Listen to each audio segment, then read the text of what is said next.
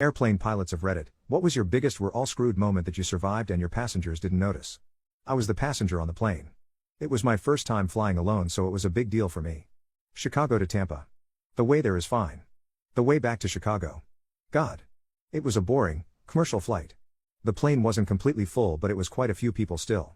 We were approaching Midway Airport, but something happened. There was a big bang and a huge sudden drop. The plane then jerked up and away, and for some goddamn reason we had to go to O'Hare instead. So we're over the lake and we're told to assume the crash position. I was 12. When the flight attendants are in their seats in the crash position, I knew it was bad. The whole time the plane is jerking and going up and down, weightless one moment and then a jerk and normal feeling. We were so close to the water. I'm just thinking that I want to see my family and everyone again. We're finally approaching O'Hare, and we see fire trucks and ambulances by the airport and watching that runway approaching so fast. And just. The captain came on and said to brace for a very hard impact. The wheels were stuck, I guess, so Somehow we landed in a perfect glide without hitting anything. We did veer off across another runway and stopped in the grass. It was rough and bumpy, and the noise of metal against concrete was like nails on a chalkboard times a million. But the only real damage was whatever failed, and the belly of the plane was banged up. That's it. I was so far into fear that when I finally looked up I saw the bins had opened and everything was everywhere. It was just silence.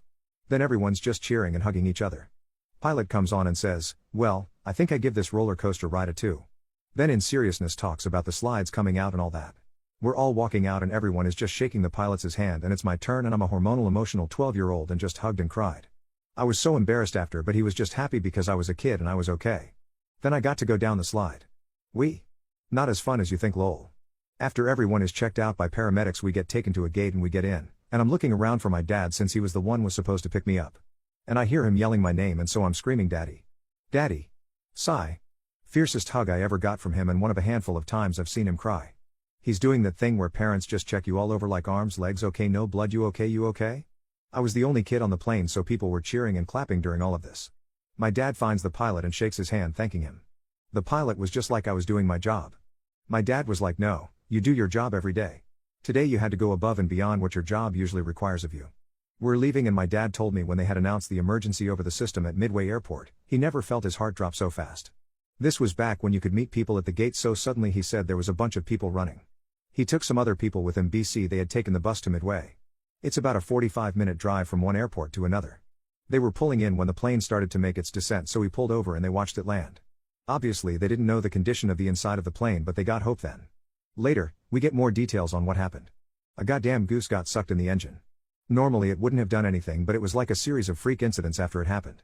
I don't remember the technical details, but I guess another engine failed and then the tail went awry? They were 100% thought we were going to crash into the lake.